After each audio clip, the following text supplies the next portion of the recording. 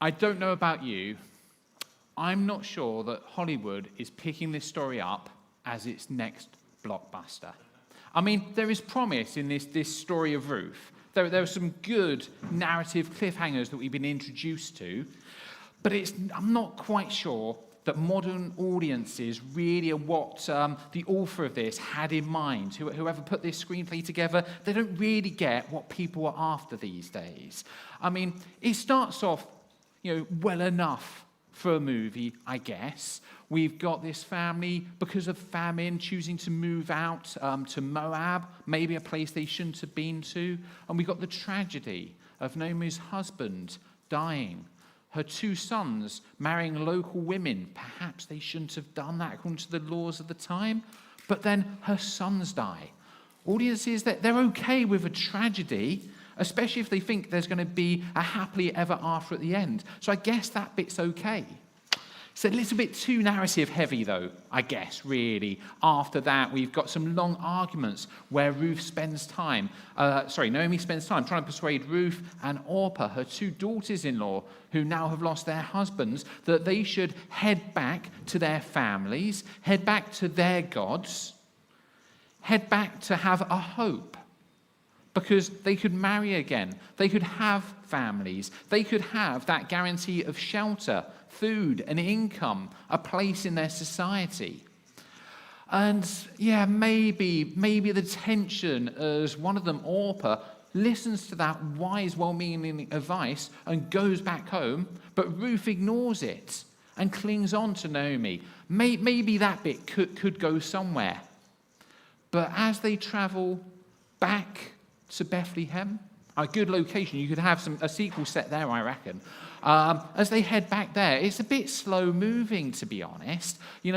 There's no immediate danger. Yes, the audience might sympathize with the fact that they could run out of food at some point. If they don't gather enough food during the next few weeks, they might run out of food in a few months' time. But it's not exactly you've got 10 seconds left on the countdown before the bomb goes off kind of stuff, is it? But then it picks up. Maybe there is promise in this story. Maybe it will be picked up by a major studio soon, because we get some plotting. We've got a romantic interest. We find out that there is a kinsman redeemer, someone who can fix the situation, a possible hero. We've got some will they, won't they going on. And we've got potentially, 2 weeks ago, we heard potentially a romance scene. That might get people flocking into those cinema seats. Ruth puts on her best clothes, bathes herself, anoints herself, goes down to the threshing floor out at the field at nighttime, scandalous, and lies down next to Boaz. Where's this going? This could be exciting. Maybe some skin's going to be shown. Maybe actually this is going to be what Hollywood wants, what modern audiences want. But hang on a minute. Boaz is honorable. He doesn't take advantage of the situation. Okay, maybe we can work with that. Costume dramas, some of them there's still kind of morality going on. It might work, but what's the conversation that goes on? Boaz and Ruth, clearly, they are meant for each other. And clearly, they're interested in each other. Ruth is showing an interest in Boaz. Boaz is showing an interest in Ruth. Obviously, 2 people doing that, there's no question they're going to get together. So what is Boaz doing, saying, but there's someone who technically, legally, has a right to move in first? That's not how stuff works. But maybe we can make it work, because there is a cliffhanger there. We had to wait a week to find out. Is it going to work out, or is this nearer relative going to claim Ruth for himself? And, there's a new John Grisham coming out of the cinema. I saw a poster for. People like the courtroom scene. So I suppose we could sell these concepts of a redeemer, the redemption of the land, and having to actually have the Levirate marriage. Maybe we can sell those concepts. People will watch technical courtroom stuff. Okay, so nice final scene we saw last week, where we come to the climax. Are they going to get together? Is it going to work out? Boaz gets the elders to witness this. We know this is the big bit. This is the finale coming up. Are you going to redeem the land? The guy says yes. Everyone gasps in horror, but there's a twist. But you're going to have the Moabite woman, the foreigner. Hollywood we need to be careful about the language, but yeah, people will get the horror there. We can make that bit work. And he backs off. And they're together. And the film score, the music swells. Probably at that point they need to lean in for a kiss. So what are we doing this week? It's finished. What are you doing pitching an epilogue to this? This doesn't make sense at all. I'm not sure this is Hollywood. Let's get into the first chunk of text. I've got a different version printed out here to what's up there, which I'm mostly going to go with just so I don't hurt my neck. But the first few words here actually illustrate what's happening better. The ESV begins, "So Boaz took Ruth, and she became his wife, and he went into her, and the Lord gave her conception." And that is a literal translation of how this part of chapter 4 kicks off. That is what it says, pretty much word for word. But it's more meaning, what it means, what people have understood by it, comes out far better from this. So Boaz took Ruth, and she became his wife. When he made love to her, that is what the phrase "went into" actually means. Okay, when he made love to her, the Lord enabled her to conceive. I think that phrase is really important. And she gave birth to a son. Then the women said to Naomi, "Blessed be the Lord, who has not left you this day without a redeemer. And may his name be renowned in Israel. He shall be to you a restorer of life and a nourisher of your old age. For your daughter-in-law who loves you, who is more to you than 7 sons, has given birth to him." Then Naomi took the child and laid him on her lap and became his nurse. And the women of the neighborhood gave him a name, saying, "A son has been born to Naomi." They named him Obed. He was the father of Jesse, the father of David. And if you splash up the last slide, I'm not going to read out. There's a fuller genealogy, just puts it up there, which just shows us 10 generations. Even today, 10 is a round number. Okay, David being the 10th generation is meaningful. People would look for that place on the list. But more than that, they'd look for the number of completion, almost to perfection, number 7. And it's Boaz who is there on that. Okay? I want to focus in on 4 different things this morning. And the first one is basically the text itself and how God acts in the lives of individual people. In this case, Boaz and Ruth, and in a big way, Naomi here.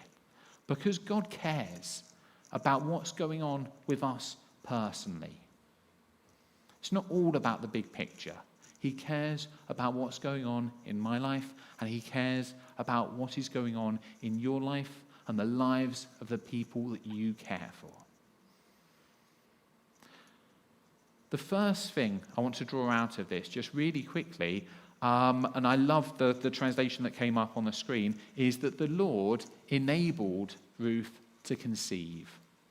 We don't know why it was that Ruth and Orpah went out in Moab with Naomi's sons. Neither of them over those 10 years had children. We don't know the reason for that.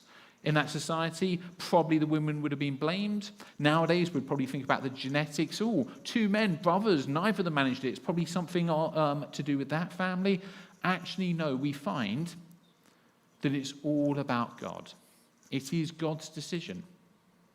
Everything is under him. Nothing escapes him. And while it might seem harsh that God didn't allow either Ruth or Orpah with their original husbands to have children, it wasn't something bad. It was meant for good. And it comes, we see now that it is for good. God manages good things out of it. And while we're in the situation, if you'd asked them a few years previously, is this going well? Are you happy with what God's doing? They probably would not have been able to say yes. We see now that there was a purpose and that there will be great joy. But God is in charge even of those intimate moments. He's there. The second thing that I notice about this is 3 titles, 3 descriptions. We're told that we've got a redeemer, a restorer of life, and a nourisher of your old age. I think there are different ways to read this text. And the way that I default to, the way that lots of kind of study guides and stuff default to is, this is all about the customs of the time. And that is true. It was a source of great misery, sorrow for Naomi that her family name, her husband's name, was dying out. That was a really, really big thing. God had set that to be at the heart of the Israelite people. It was part of his plan that people cared about it. People really did care about it. But it's not the only thing going on here. There's celebration, yes, because actually this family will not die out. Life is restored to it. There is an inheritance. There are future generations. This name goes on. The family trees keep on existing. And actually they exist in the Gospels, as we'll see later. But that's not, if you read that, that is not the main focus of what's going on here. The nourisher of your old age. Naomi has been through a lot. She has had a bad time. I think a lot of people give her a fairly raw deal, pointing out that she seems to lack faith. She describes her life as bitter. She doesn't see God's blessing. Her husband has died. Her 2 sons have died. She's in the wrong country. Give her a bit of a break. She comes back to the land because she's been listening for news of what God is doing. And she doesn't deny him. She says that he's making her life bitter, but he doesn't deny that he's there and that he's in charge. But she needs things. She really needs things. She needs to know that the family name is secure, but we've seen that she physically needs food. She physically needs shelter. And these things, she's been getting bits of them because of the gleaning in the fields, enough to survive on probably, but that's not certain for the future. What she gets here is security, given to her by God through Boaz, but actually she has a household again. She has somewhere to live. She's got a dinner table again. And when those immediate physical kind of needs are dealt with, she obviously needs those emotional, those relational needs come to the fore. She needs love. She needs the sound of children, a baby around her. She needs that emotional stuff. And that is provided. God redeems the family. He lets Boaz redeem physically the land, and there's a bit of money coming in. But more than that, Naomi is now part of a family, a growing family. She gets the child and gets to lay him on her lap and to be the nurse. I think we can get obsessed with what are the practices? What's the stuff about the family name? What's the culture say? What's the biblical impact of this? Actually, God really cares about the intimate details, like have we got someone to hug?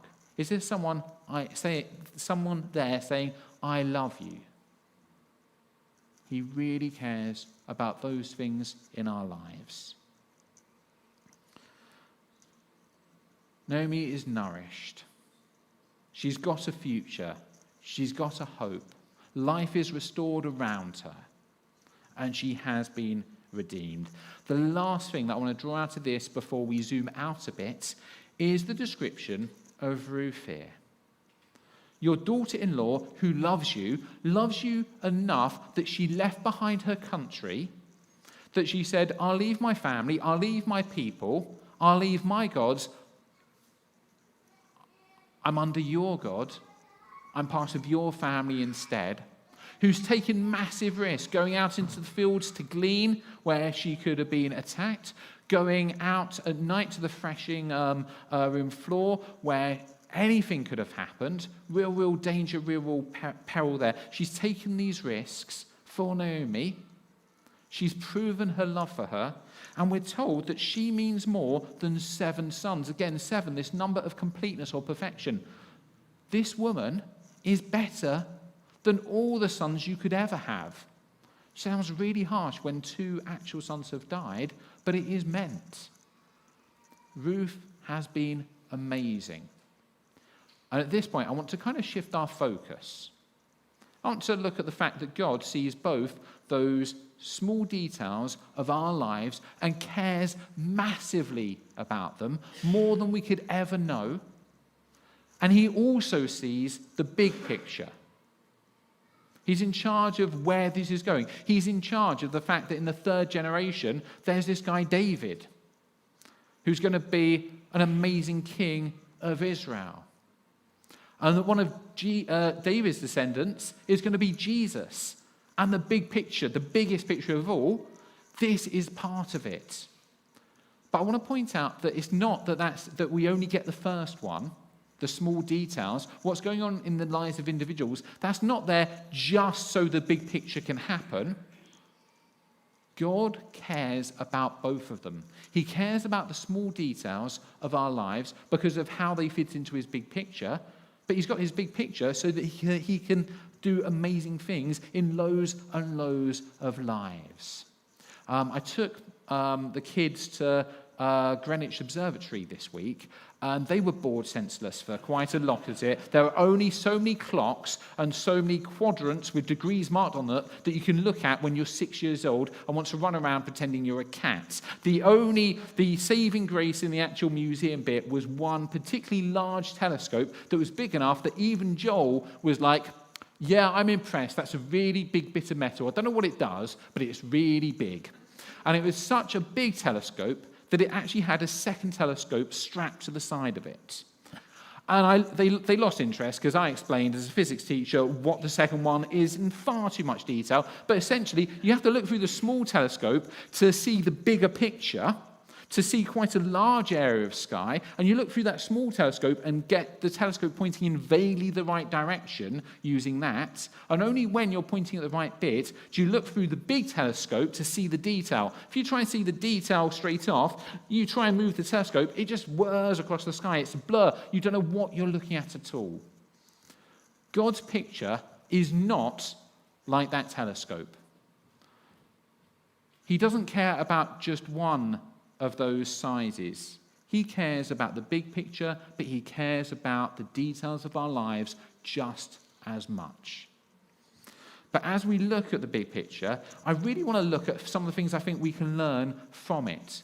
Because Naomi has been loved so much by Ruth. Ruth gets all of this praise.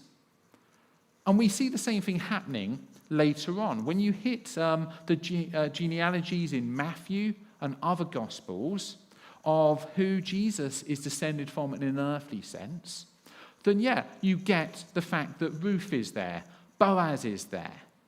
And that's fantastic. Steve mentioned over the last couple of weeks, Rahab is in there. Tamar is in there. There are women in those genealogies which would normally only have men's names in. And you know what? They're not the simplest stories necessarily. Ruth's is a fairly uplifting one eventually.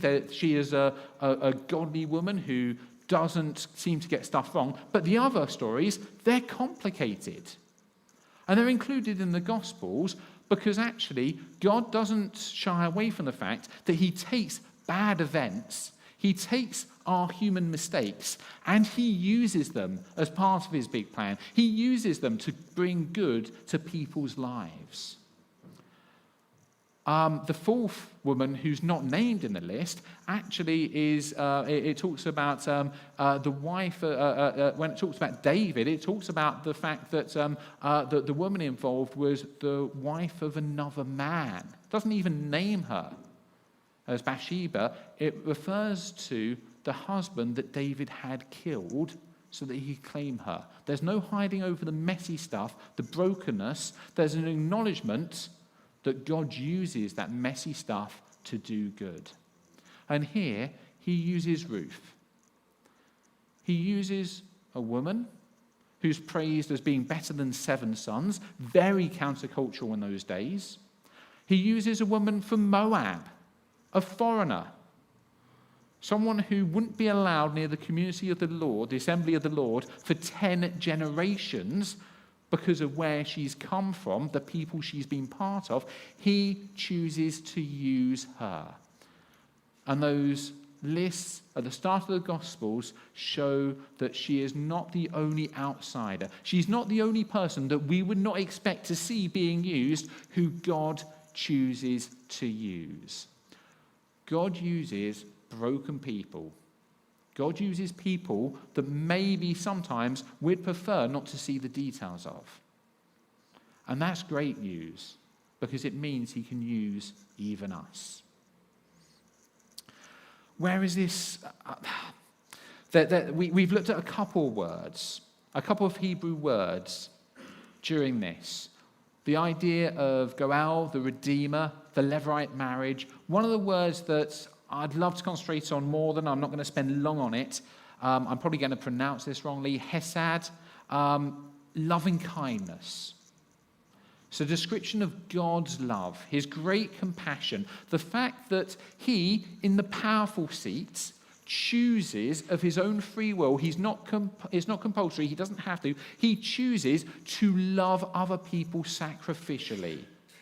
In the New Testament, agape love, a greater love no man can have than to lay down his life for his friends, captures some of that. I think that grace in the New Testament also tells us something about this Old Testament word.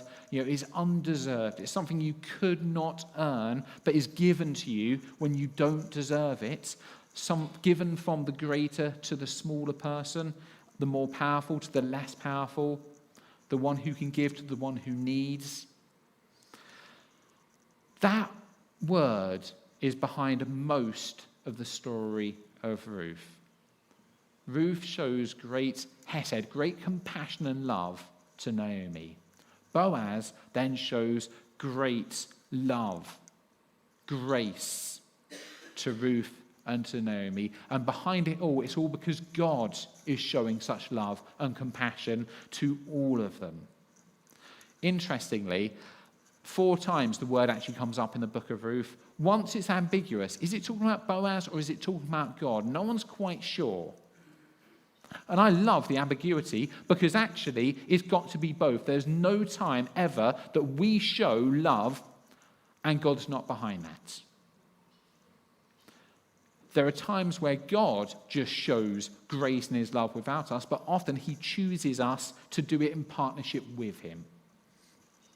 But the other 3 times, twice, Ruth is the one showing that hesed love. And once it is Orpah. It's the Moabite women that word that's used mostly of God, it's those Moabite women that word is attached to in this book. Again, the outsiders, the people we wouldn't expect, are the ones showing God's character and doing God's will. Even Orpah, who went back because she was told to, because she obeyed her mother-in-law. Where else does this take us? As we zoom out a bit and look at the bigger picture, what we see is clearly that Obed is born. He's the father of Jesse, the father of David. There's real peril here. There's danger. We haven't realized this specific danger in the story so far, unless we picked up on the original titles given way back in chapter 1. There's peril for the individuals. Ruth and Naomi may have terrible lives. The family line might die out and it might bring shame. What we don't notice is that unless this situation is resolved, there is no Obed, there is no Jesse, there is no David, there is no better monarchy, a king who is chosen to replace Saul, that's a man after God's own heart. There is no ancestor for Jesus that was part of God's plan all the way along. God was always in the details. It was never at risk, but that would have made the story more exciting if we had known about it all the way through. And look at what God's doing here. He's raising up those kings. Now, it's not that God didn't want there to be a king over Israel. He did. Primarily, he wanted it to be Jesus Christ, who will be king over the whole world, the whole universe. That is going to happen. It's already true. We just haven't realized it. We haven't seen it entirely yet. But it's actually God's will. There's Old Testament laws about when you have a king, he shall be this, he shall not be this. There's lots of Old Testament writings saying when you have a king, these are the characters, the qualities that he needs to exhibit to be a good king. It's not that having a king wasn't ever God's will for the people. The people chose to have a king at the wrong time and for the wrong reasons. We want a king to be like the other nations, but it is God's will, and he again uses our mistakes, our mess. He uses the wrong motives, the wrong timing, the wrong king to accomplish his purposes still. And where does he go with it? He gets a man after God's own heart on the throne. He gives us that model for what a king could be like. And David is not perfect. We've already talked about how he gets stuff wrong, and that is not kind of covered up. But lots of stuff he gets right, and in lots of ways he shows us what Jesus, the true king, is like. A man after God's own heart. He also demonstrates what a worshipping heart is like. So many of the Psalms, so much of the corporate life of Israel flowed from that, and God used that. In the next generation down, Solomon, his son, builds the temple under God's direction. And the way that God at that time wanted people to worship him in that temple came to fruition. There's so much that God uses this to do. He moves from a time of judges, which is a hard time, not a great time, to the next phase in his great plan. And I guess in some ways the kings look like a bit of an upgrade, but they get stuff really badly wrong as well. I think it's more true to say that he gives judges, he lets the people live in the promised land, and they show that they get it wrong. He then gives them kings, and they still get it wrong. And we realize eventually we're always going to get it wrong unless God changes our hearts. I guess that's a big part of the big picture. I just want to remind you of the providence being shown all the way through this. Whether it is the fact that if it wasn't for this small story, Jesus doesn't have that family tree, or whether it's all those things, and Steve's brought these out really well, all those times in the book of Ruth, it says, it just so happened that Ruth came to the field of Boaz. I love the language behind it. In one place, it literally says something along the lines of, it so chanced that chance brought Ruth to this place.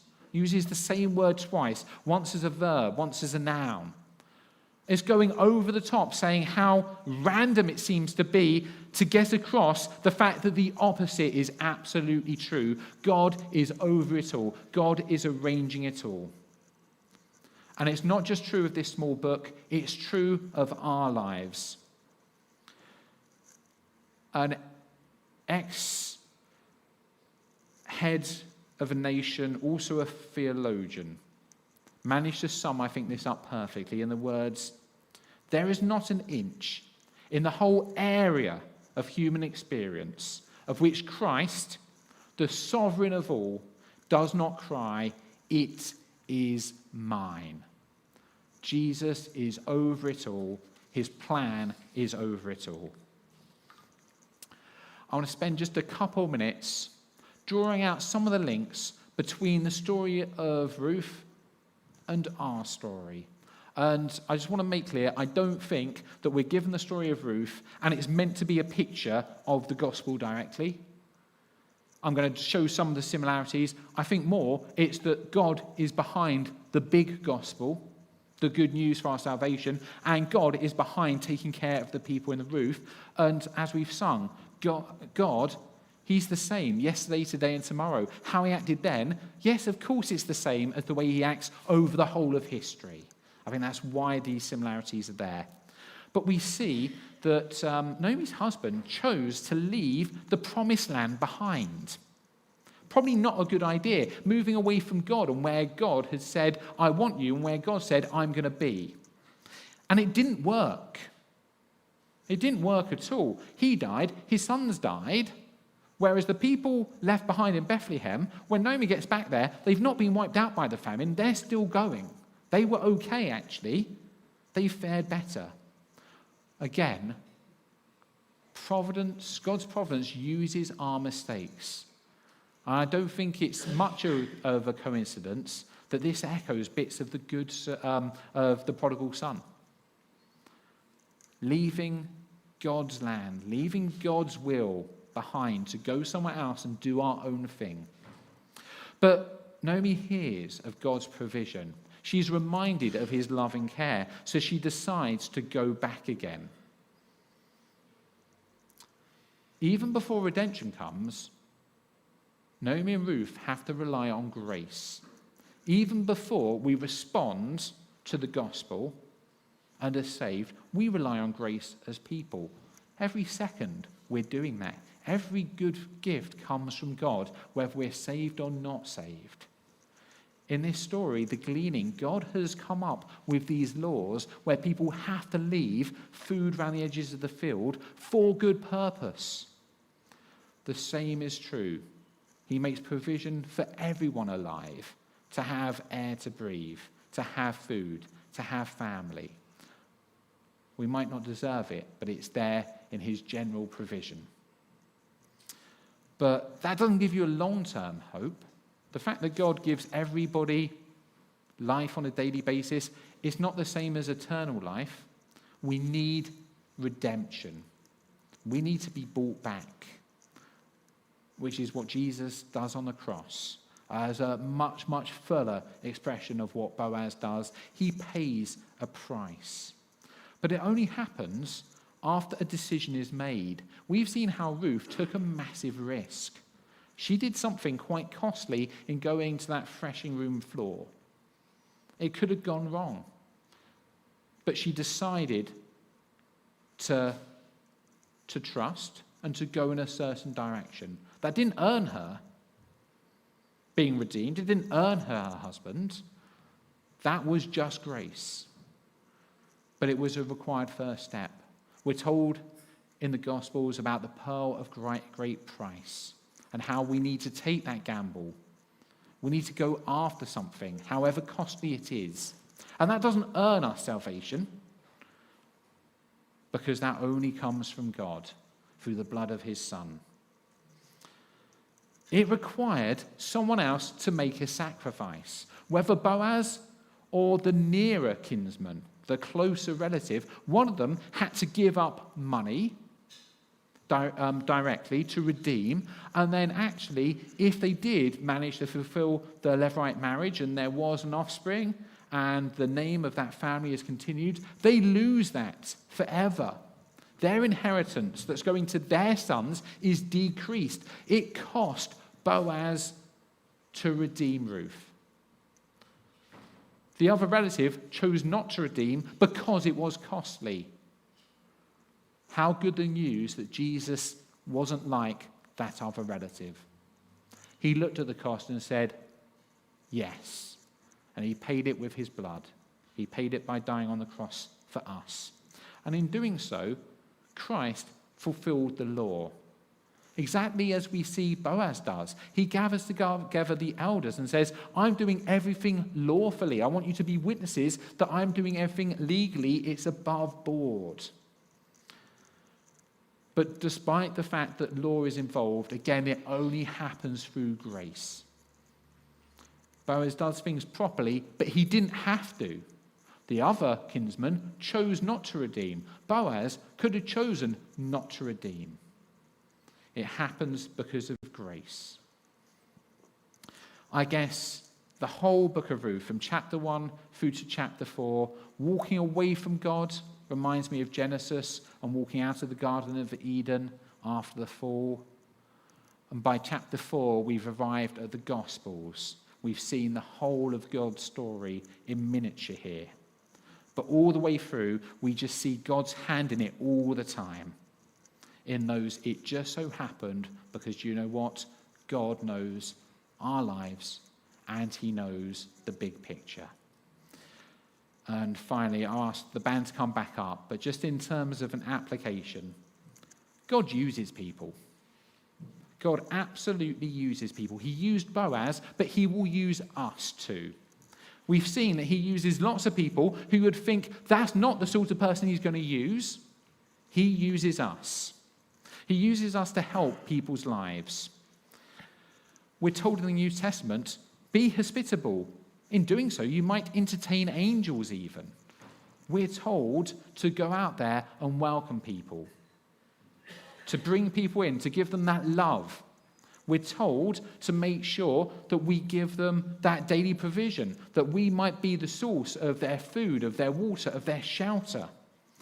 We're asked to help everyone. Boaz helps a Moabite. There are no barriers on who God is calling us to help. We should be helping people practically, helping them emotionally and relationally, but helping them bring them towards redemption as well. I really want to ask whether there are ways that you feel you could be helping welcome people in to the family of God. Because that's ultimately what Boaz did and how God used it. He uses unexpected people like us. Ruth helps Naomi, the stranger who shows what love, Hesed, really is, like the Good Samaritan does. It's not who you expect, not who the Jewish people thought would be the model for love. It's us instead. And it's dangerous. Sometimes he uses us to help even when it's argued against. Ruth and Orpah say, we'll stick with you, Naomi. And Naomi argues against it. And Orpah doesn't do wrong. She listens to her mother-in-law and she goes back home. But Ruth does better. She keeps on saying, I'm going to love you sacrificially, even when she's being told not to. It's dangerous because sometimes we are the answer to prayer. We pray that someone will be helped, and sometimes we are that answer. Boaz, in chapter 2, prays over Ruth, may God spread his garment of protection over you. And who is it? Ruth asks in the threshing room floor, Boaz, will you do this? And Boaz does. So when we pray, we might be the answer, the practical answer to those prayers. And lastly, I've really felt this week that I need to bring out one last fact about this. He uses Boaz, who is not first in line. There is a closer kinsman. There is someone that we might think will do a better job of helping than us. Maybe there's someone who you think could help practically, give food, give clothes, give the toys Steve's talked about in terms of practical help. Maybe there's someone who is better at talking to people and welcome them physically into the church building or welcome them into their home. And you're thinking that person can do it. God didn't use the closer relative. God chose to use Boaz because he had the right heart. Don't disqualify yourselves from helping. Don't look and say, there's someone who can do that better than me, because if God's plan is that you should be helping there, no one can do it better. Amen.